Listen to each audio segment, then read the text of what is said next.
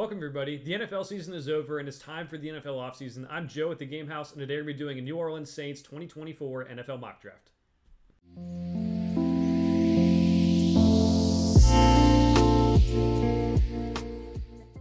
The Saints are on the clock in the 2024 NFL Mock Draft Series by the Game House. As a reminder, we're going to be doing the NFL Mock Draft Database Simulator. I like it because it meshes all the big boards from around the internet together to make more realistic what players will be there. There's still going to be unrealistic players who end up falling. It's just the randomness of this exercise with simulators and just the NFL draft in general. We're also not going to be accepting any trades. Just too early to do that, and honestly, the hauls you get back in these trades for these simulators aren't always the best. So, New Orleans Saints are up. Maybe not the best season or what they expected last year. The Tampa Bay Bucks won the NFC South. They have some things to figure out under Dennis Allen if they want to be a successful team. We're going to get to it right now. Let's start the draft. We'll see who ends up coming into this spot for the New Orleans Saints. I think they can make a push for the playoff. They have a talented roster. Just need a couple things to go right. You would have liked to see an offensive tackle, maybe a higher offensive tackle rated, drop to them at 14, maybe a trade down situation here. I mean, you could go Brock Bowers, best player available. You could go an edge rusher and Jared Verse. But I'm going to go J.C. Latham. They need to improve that offensive line if anything's going to happen. Derek Carr is going to be the quarterback next year. I don't see that changing. So go get him some help. Go get him some protection. You can address some of the other positions later on. Let's see who's here at the next pick. Again, you could go quarterback here if you don't believe in Derek Carr. I think he's going to be the quarterback for them next year anyway. I like Braylon Trice out of Washington. Jatavian Sanders, Xavier Legette. Good options for weapons that they can use. Let's go Xavier Legette out of South Carolina. Sanders is very intriguing as a tight end prospect. Legette, I think, is more of a fit for the Saints because I do think they need another receiver other than Chris Olave to give them something more consistently than Michael Thomas was able to give them in the last several years, mind you. And Rashid Shaheed is a very good player, but I think they could use some more to help this offense get going after already getting an offensive lineman in the first round. And hopefully they can address some of their needs in the free agent pool as well. They're going to need maybe an edge, maybe a defensive lineman as well. That could definitely help figure out with more clarity what they need moving forward.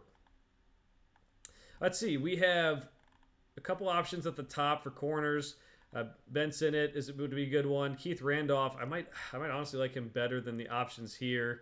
But there's another pick at 167 where he might still be available. So let's go with the edge. If you want me to take an edge for a while, I'll take Austin Booker out of Kansas. I think this could be a rotational guy at the start of his career, maybe develop into something more. We are, at pick 167, so that makes a lot of sense.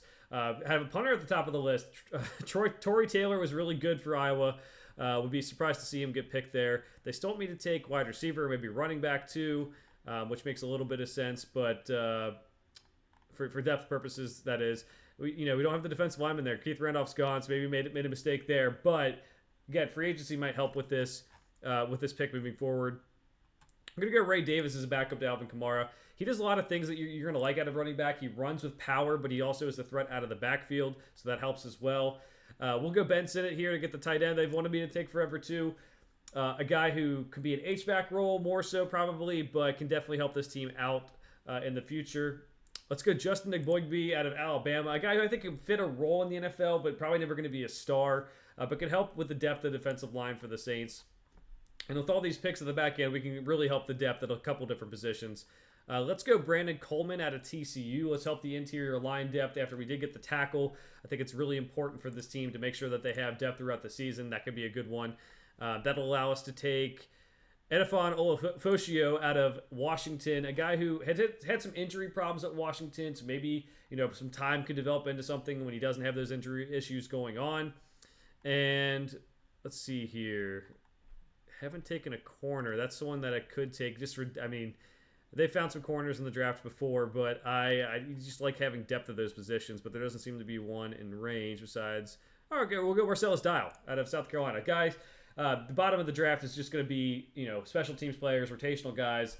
Even the last 4 or 5 picks that they had is going to be that. So I think it's a good haul for them. They fixed one of the offensive line issues to get J.C. Latham. They get Xavier Legette, the wide receiver, to kind of expand their offense. He's more of a physical guy, not a detailed route runner. Did measure in a little bit shorter than people expected, so that might hurt his stock. Austin Booker on the edge. Ray Davis, a running back who can do a little bit of everything behind Alvin Kamara. Ben Sinnott, tight end out of Kansas State, is more of an H-back, but I think he can play some tight end too. Justin Eboigbe, Brandon Coleman, Edefon Olavoshio, and Marcellus Dial, the corner from South Carolina, providing depth and rotational pieces. Let me know what you think of the mock draft down in the comments below. We'll be doing more as we go along here. For now, thanks for watching. We'll see you guys next time.